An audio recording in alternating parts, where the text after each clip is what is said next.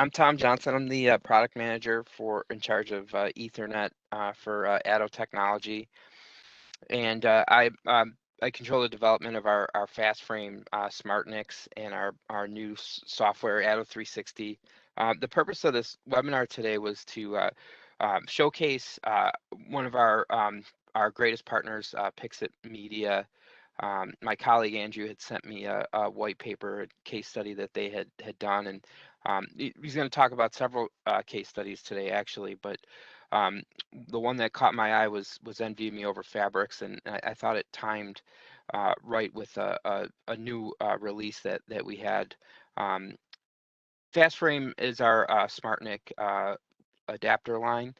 We are in our third generation now. We go up to 100 gigs.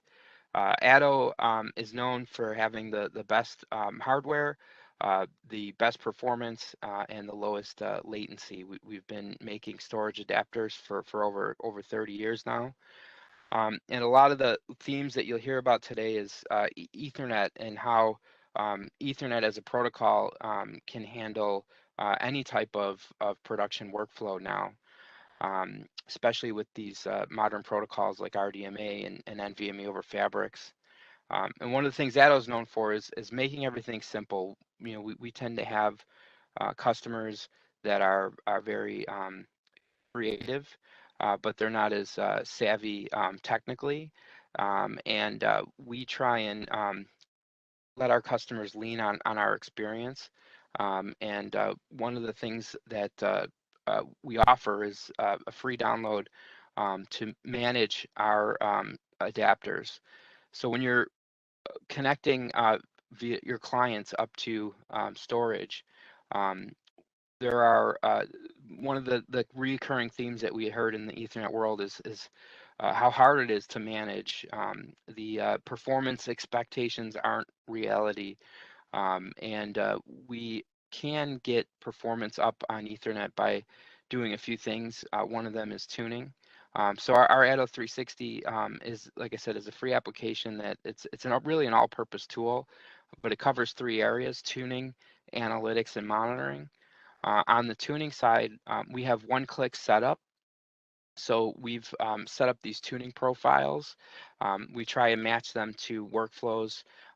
If you're looking for the highest throughput, if you're connecting via older TCP methods like NFS or SMB, we have these optimization profiles. And the latest one that we just added in our version 3 is RDMA profiles. So we have NVMe-over-Fabrics. We have ICER and NFS over RDMA. But the idea is to give the user a simple way to optimize. So it's really one-click button in the background. We're doing several things. Could be as many as 70 different configurations that are making, and we're using common utilities, but we've tested and validated and found the right settings to be able to get the most out of your client and its connection to storage. On analytics and monitoring side, we've gone through and in the problems that we've faced in the past and the bottlenecks that we faced in the past, we've tried our best to make sure that our customers don't fall into any of those pitfalls. And so we're constantly, whether in real time or via a time series database, monitoring thousands of metrics, and we've set thresholds to know when certain things are happening. You know, we know that you're always dropping packets with Ethernet, but we know the right number of packets to know that there might be something going on. There are small things like you're using the wrong driver or you're plugged in the wrong PCI slot, to very complicated things. We're looking at 6 different buffers and constantly monitoring to see if there's any type of error that's happening, and giving you instant advice to see if you know, we could fix those bottlenecks. And the benefit really, whether you're an end user or a reseller, is really about saving time, getting you back to work on your projects faster. Leaning on ATTO and our experience and how to optimize your client's connection, and not having to mess around or configure. You can just get right to work, and troubleshooting is a breeze. You can do that with great accuracy using the tools that are in ATTO 360. And the latest version, as I said, we introduced RDMA support. So there's a custom installer now that sets up all the dependencies that you need to run NVMeoverFabrics or any type of RDMA protocol, and we make it a breeze.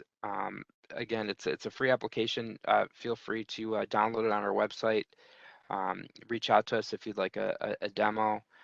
But I'm going to hand it over to Andrew because, like I said, I saw his white paper and I was very interested in it, and I wanted to highlight what Pixitmedia is doing for several different use cases and production workflows. So take it away, Andrew. Thanks, Tom. Yeah, so my name is Andrew Wierzan. I look after products, and I have the great job of evangelizing about them over at Pixitmedia.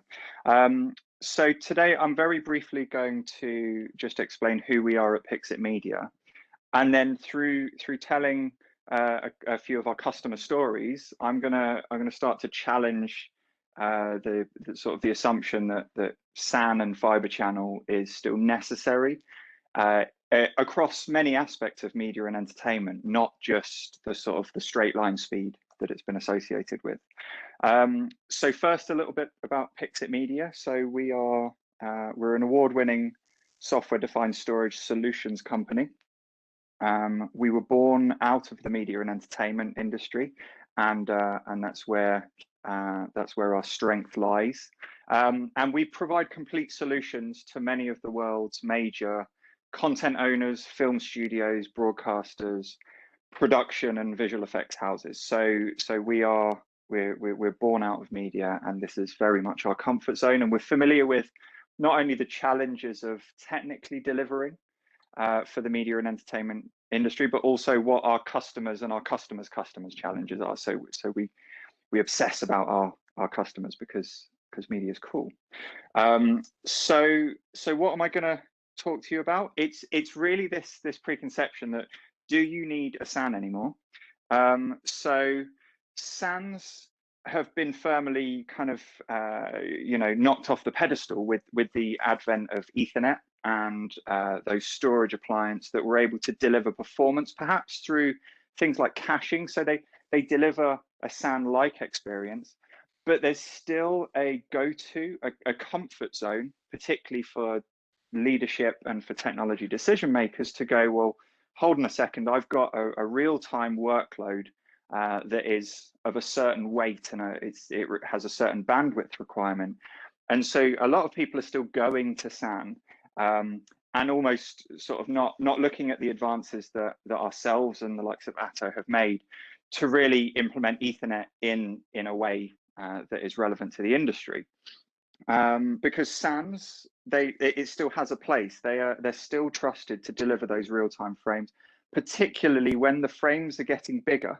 When we go into 4K, HDR, 8K, and the higher end deliverables, that's a lot of data to shift. And that's where sort of going down the commodity IT route and the appliance storage approach, there isn't the bandwidth available. So we need to just reframe the problem. So the first story I'm going to share with you. So I think the presentation screen's it's kind of zoomed out a bit. But yeah, while that's being fixed, so the first story I'm going to tell you, I'm going to talk about on-set film production. So we're shooting a film, we're either on location or we're on a film lot somewhere. If we ignore storage for a second, if we think about the file flows, everything that's coming into this central pool of data, and then potentially going out and being processed, the job to be done is to take raw camera footage, get it into the pipeline, get it protected, because these are sort of film shots that maybe can't be recreated. So we need to protect our data. We need to process it so that it's useful further on down the line into the post-production and the visual effects process. And then we need to get it out because we can't hinder any of the creative process. So if we now think about that in terms of the actual file flows, so now we'll flip over to the next slide. I'm going to start at the left-hand side of the diagram. So we've got, if we just, yeah, that's it. So if we just look at our raw camera footage, so that will possibly be coming directly off the camera, that will be going from camera cards. But this is raw files effectively. So they're being wrangled into storage by Daily's ingest technicians. They're logging, they're doing metadata into the production. So that's heavy on the writes. So we're writing data into this central pool of storage. And then if we look at the first thing to do, we're going to protect it. So we're going to take a copy. Traditionally, we might have written it out to LTO. We might be going out to cloud. So now we're writing in because we're camera ingesting, and then we're writing that, and then we're reading a lot of data out to those LTOs. And now then the heavyweight component, which is where we're going to start to drill down, is we have to process that media. And we're using the example of ColorFront's Transcoder here. So what that's going to do, that's going to read those raw camera frames, and it's going to convert them into something more useful to the workflow. So EXRs, DPXs, perhaps apply some pre-grades so that we can review them. And so that's heavy on the reads, heavy on the writes. And then in the top right-hand corner of this diagram, we've got our production staff, so producers, directors, DOPs. What they're doing is they need to have the confidence that those frames are good. They're good to be shipped to the next step. So this is the portion of the onset system that will be having to deliver real time into the director, because the director can't suffer drop frames or can't wait for an application to buffer. They've got their own job to do. So this is where, particularly for that real time element, you may implement a SAM. So now if we express that in terms, we've looked at the file flow. If we express that in terms of raw numbers, what I've just described to you, based on something like a Sony camera shooting 225 megabytes a second, if we had 4 camera cards being ingested, maybe a couple of review stations, and archiving to LTO, we're looking at an overall aggregate data rate of in the region of 7 to 8 gigabytes per second. That's big B across the storage. But then we also have to make sure that those real-time review stations, they are guaranteed their bandwidth. So we can't compromise. And this is very much where the Pixstore solution comes into play, because within Pixstore's design, it's possible for us to carve off or dedicate bandwidth to these real-time workloads and then to these non-real-time workloads. So that's Pixstore in a nutshell in context to onset. Now I'm going to focus on that transcoder piece initially. So really, you can see the charts in front of you, but here at Pixitmedia in the UK, we've got a lab, and we perform benchmarks on our own stuff and other people's software. And so what we did, we took a Pixstore solution with a singular sort of standard config, and that's reflected across all of the benchmarks that we're going to be discussing today. And then we took a transcoder system, which was kindly supplied to us by ColorFront. Now this is a HP Z8 series crate with multiple GPUs in, and it's a drag racer. A lot of people will be using them with inbuilt SSDs just to be able to feed those GPUs. And then the go-to position might be, well, hold on a second, I should attach it to a SAM so that at least it's in the shared storage environment. But what we've been able to demonstrate through 2 benchmarks, which is what these graphs reflect, is that through the Pixstore solution, using NVMe-over-Fabrics, we're able to deliver greater than SAM speed, bearing in mind that the dollars per gigabyte per second metric is far more cost effective than, say, trying to implement an entirely new fiber channel network at 32 gigabits. So the top graph is that's the straight line test. That's a benchmark called the benchmark pipeline. What Transcoder does, it tries to read from the storage as fast as it possibly can. So it's kind of a bit artificial, but that gives us a real straight line speed. And then the bottom chart is the Transcoder real world test. So that's where we took some camera raw, we threw it through the GPUs, and then we wrote out some EXR frames, some DPX frames. And as you can see, the scaling is slightly different, because in the real world test, we thought it was fair to, rather than benchmark ourselves against 32 gig fiber, we put it into perspective. How many film productions have existing or incumbent 8 and 16 gigabit fiber channel networks? And so this is where we compared. So I think, in short, thanks to the incredible progression that ATTO have made in their Ethernet NICs and the underlying Pixitmedia solution, we're able to deliver some fantastic speeds, which will only get better as those Ethernet sort of speeds and protocols get adopted. So what I'm going to do, I'm going to pause for breath, but really, if we think about that onset story, and now if we start to follow those files through to our next slide, well, where are they going to end up? And this comes into story number 2, which again, at Pixitmedia, we've got a lot of customers that carry out this sort of work. So if we're talking about a high-end production facility, they may not just be working with one customer on one project, on one film, one campaign. It's likely they're going to be running multiple projects for multiple customers and different sort of lengths of timeline and pipeline.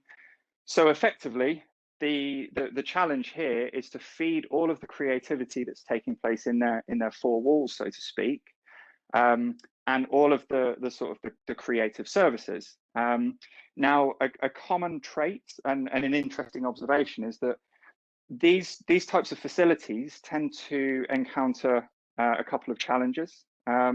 First of all, storage tends to reside in islands. So if we hop over to the next slide, if we think about the file flow through one of these facilities, there might be some storage sat in a DMZ. So incoming deliveries are quarantined as per things like MPAA guidelines and TPN accreditations.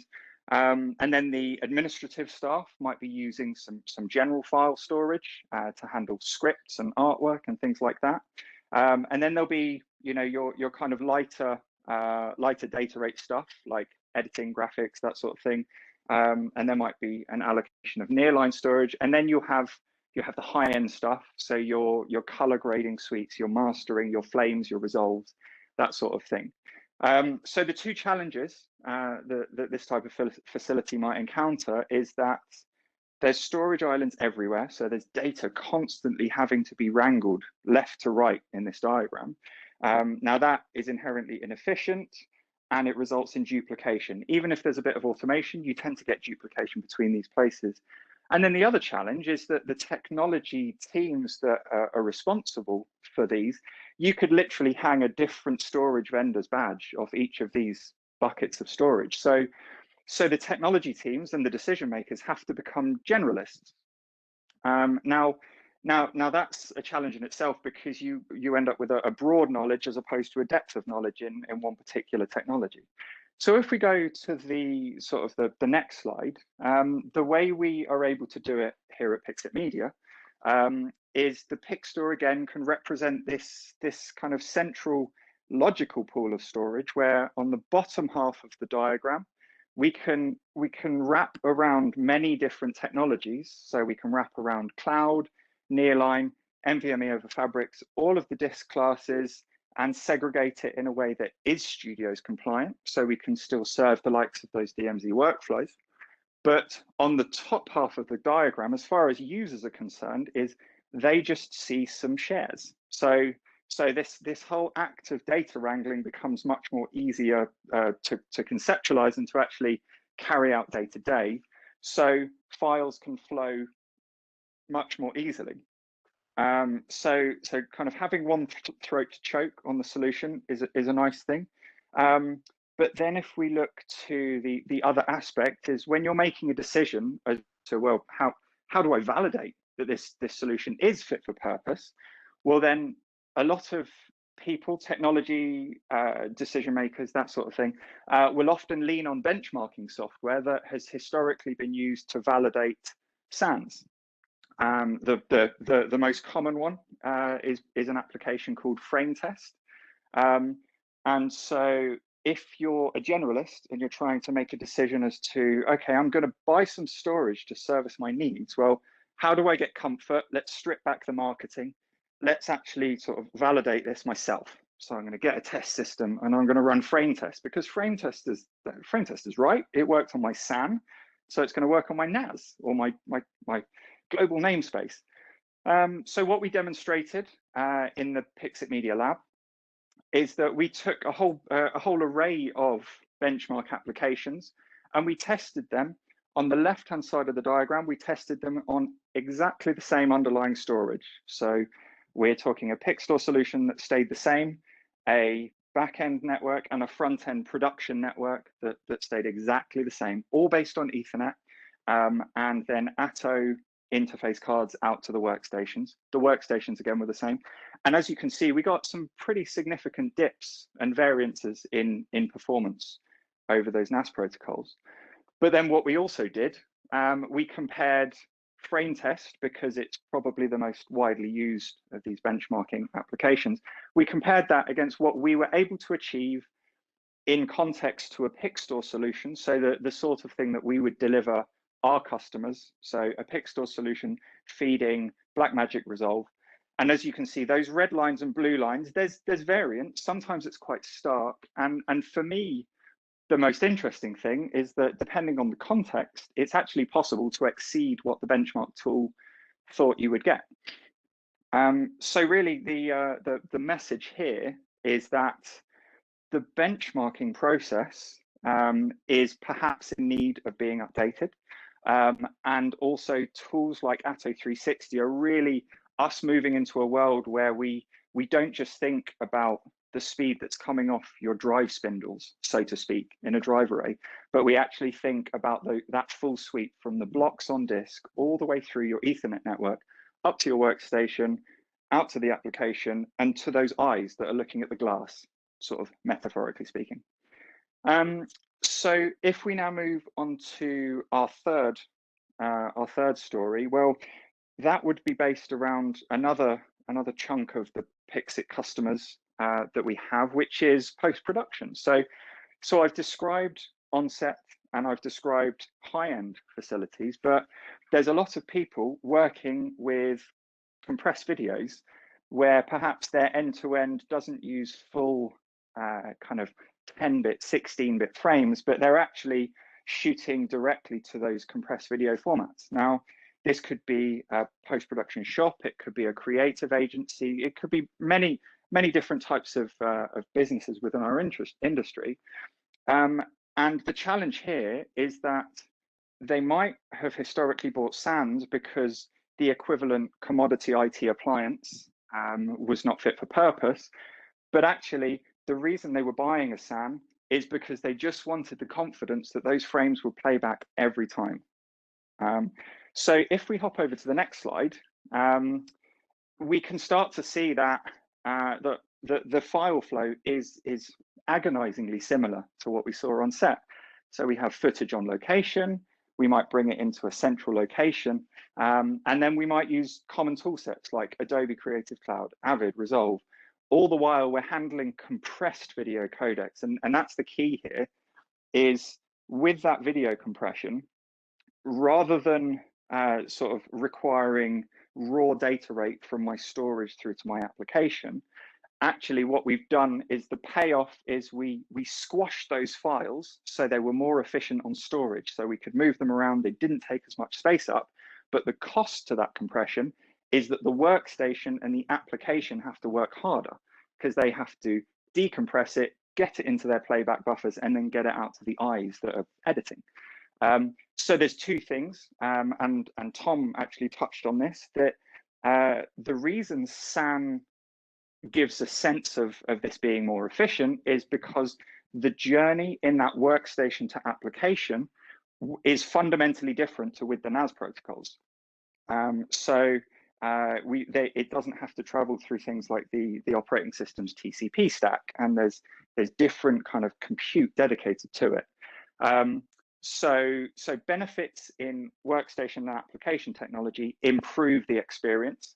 But what we did in the lab, again, with exactly the same setup that we've seen in the last two examples, we tried to express this in terms of, well, if I'm trying to decide what's good enough for my creative post-production shop, how would I compare real world against benchmarks? And so the results are quite notable. So the blue lines here are what a synthetic test tool, so something like Frame Test again, would give us. So that would tell me, hey, you've got a good amount of data rate, you're good to go.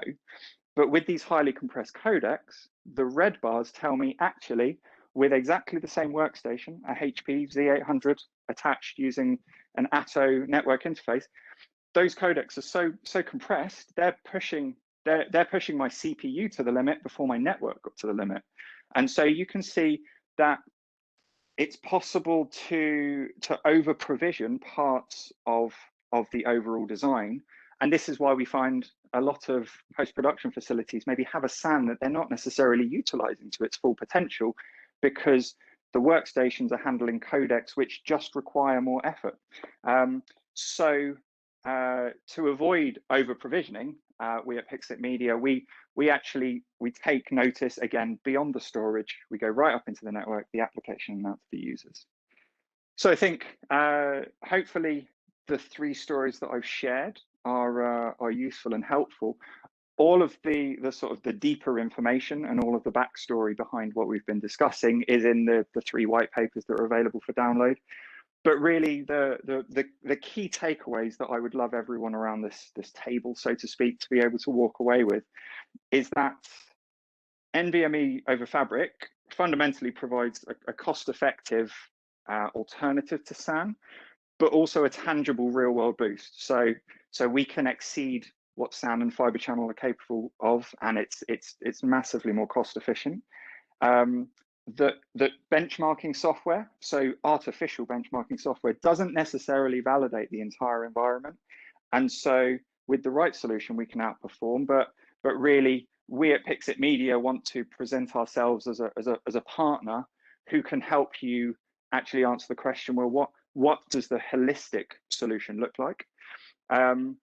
Just because solution performance is influenced by many factors, from the storage through to the network, the workstation, the codec that's being used, so whether it's ProRes or DNxHR, and the application itself. So that's me, and thank you for hearing my stories. Excellent. Thank you very much, Andrew, and thank you to Tom. So at this point, I'd like to take just a couple of seconds. If anyone has any questions, feel free to type them in the chat box, and then we'll go ahead and we'll read them. And again, we did record this, so it will be made available to you, so you can replay it again in the future. So I'll just take a couple of minutes here and see if we have any questions before we close for the day.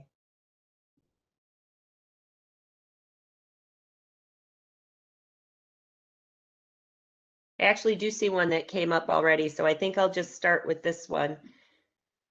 It says, what, for Tom and Andrew, it has both ATTO and Pixit in it, so either one of you, what are ATTO and Pixit doing to manage storage latency? I can start. Great question. So I think ATTO 360 was a good example of the tuning that we're able to do on the client side. We can control through our driver settings in our driver and the client operating system. There are several things that we're doing, whether you're setting up on the if you're going via old school NFS or SMB type file sharing protocols. There are several things that ATTO 360 does automatically in the background. They're using syscontrol and other utilities and as well as offloads in our driver, things like LRO and TSO are things that modern Ethernet NIC controllers are able to do to help alleviate what's going on with the CPU, and more modern, like NVMe-over-Fabrics and RDMA, like as Andrew said, getting the TCP stack out of the way really manages a lot of the latency, and as you saw today, some of the numbers that Andrew was able to get are in part due to the things that we're able to do on the client side. Cool. Yeah, and yeah, so just to express that from our side, I think so latency sort of depends on where in the stack you're hitting. So if we take the NVMe, the Fabrics, the RDMA route into Pixstore as a shared storage environment, then yeah, we can absolutely crush those latencies. So as low as they can possibly go, and as ATTO improve things, they get lower. I think though one thing just to be sort of mindful of is that inherently when we go down the TCP road into the system, that there's inherent latency in those NAS protocols, and so this is where even though some of the more IT appliance vendors might say, hey, look, we've got local caching, and so we can destroy latency, you'll never have another problem. Ultimately, you're still going through a NAS stack, so you're pushing your data through CPU cycles and a TCP stack on the storage on the server side, and then also you're kind of unpacking it on the workstation side. So yeah, we can get latency as low as it needs to be, and then right for the job in hand, if that's a fair question. Excellent. That was a good question. There's a lot of questions here, actually. If I could back up. Let me read this one here. Has NVMe over network been tested in the multiple operating systems such as Mac, Linux, and Windows? I think we're talking about Mac here, really, and there is no our NVMeoverFabrics or RDMA support for the Mac OS world right now, but it is in Windows and Linux right now, and you can take advantage of it right now.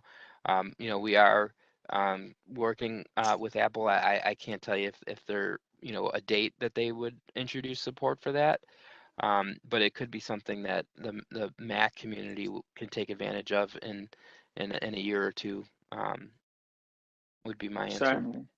And then just maybe just to tag on to that, because yeah, this is a very commonly asked question. So so you'll notice in some of the benchmark results, we actually had we have some Mac workstations in the Pixitmedia lab. So we actually use the ATTO Thunderlink interface. So we have benchmarks from connecting at 10 gig and 25 gig. Now that is over the SMB protocols, but thankfully most of those Mac workloads tend to involve compressed videos or maybe some of that camera raw footage. So we can get some pretty impressive performance numbers out of the SMB stack on a Mac with a Pixstore solution without having to kind of play the whole we need Apple to go fix some stuff card. So yeah, if we think about the job to be done, maybe it's dailies ingest, maybe it's some post-production, running some 4K codecs, like Mac is very much the tool for the job, and using like the Thunderlink adapters, they're awesome, quite frankly. So yeah, and we can demonstrate that in our lab. Okay. Another question real quick. How does the ATTO and Pixitmedia, how do you work with a Mac for onset? So probably the most common deployment would be you using something like that Thunderlink network interface card. That would then connect using 10 or 25 gig over like an SFP plus or something into a Pixit storage server, and then that would be able to access those shares using applications like Colorfront, their onset tool, or something like Silverstack, I think it is. It's possible to ingest that camera raw footage into there. And then obviously there's a lot of Mac applications that are associated with archiving from that onset pool back out to LTO. So we've got customers using LTO archive software for onset, again, reading from Pixstore back out to those LTOs. All right.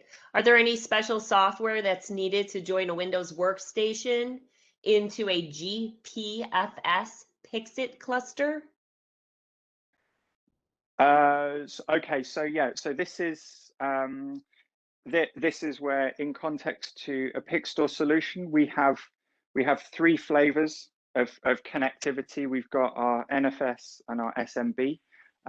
So there are NAS protocols, and then what we call the native client, which is sort of going into that low latency entry point into the system. Under the hood, that acronym GPFS comes into play. Now, similar to the ATTO 360 tool, the Pixstore solution, we have an installer, if you will, which enables a Windows or Linux client through a series of sort of controlled steps to attach a workstation into the storage in that kind of high performance path, I guess. And that would be the closest analogy to kind of direct connecting into my fiber fabric, say if I was running a legacy SAN. All right, we have time for one more. And I'm looking, and I think this one's pretty interesting from both of you, if you could answer it. What are your predictions for the next 5 years for the adoption of NVMe over Fabric compared to the adoption of a SAN infrastructure? Do you want to go first, Tom? Sure. Yeah, I mean, I would probably like to light a fire under that adoption for sure. I mean, it's something that we've been pushing for around 4 years now, maybe 5. It has been slower than we'd like, but we're certainly, like, the release of this software, we're trying to make it easier. We're trying to I don't know if I could predict. I would certainly, I think NVMe and being able to bring that over to the fabric is something that and I hope this presentation would help when you see the speeds that Andrew's team has put together, and when you start thinking about doing things like editing in 8K or 4K and doing color correction over Ethernet, you need things like RDMA to get the job done. So, I think in 5 years from now, I absolutely believe that RDMA is basically going to be in every workflow from a production. Regular IT is absolutely using it right now. It's I'm starting to see more and more tier ones adopt it. Some major tier ones, just recently have introduced support for RDMA. So, I think that, while, I'm not in the prediction game, but I would probably say, over the next 5 years, it's going to grow exponentially. I'll put it that way. Yeah, and I would say, I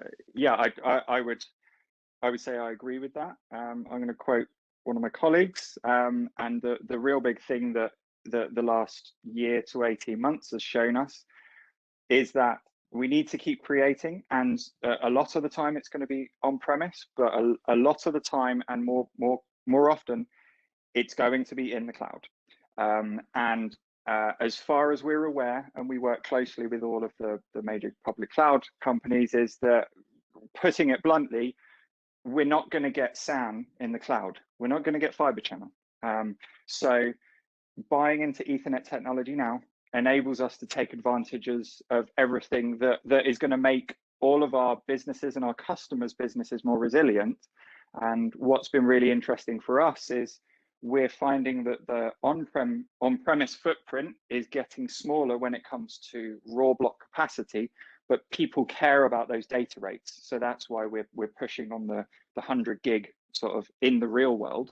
But then people are trying to get their data up to the cloud, and we can deliver, because the Pixstore solution is software defined, we can deliver comparable performance numbers for parts of the workflow that just blow things away. The commercial models change and the consumption models change, but yeah, we've not seen anyone sort of viably pushing Fiber Channel into that pay-as-you-go, that temporal cloud environment. And I think that is the big thing that is going to continue to evolve. So I feel like Ethernet is the train to be on, quite frankly.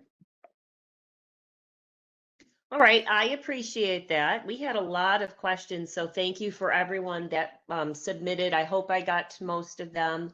Again, thank you very much to Andrew and Tom for putting this together for us. This again is recorded and will be made available. I'd like to thank everyone and have a great day. Thank you very much.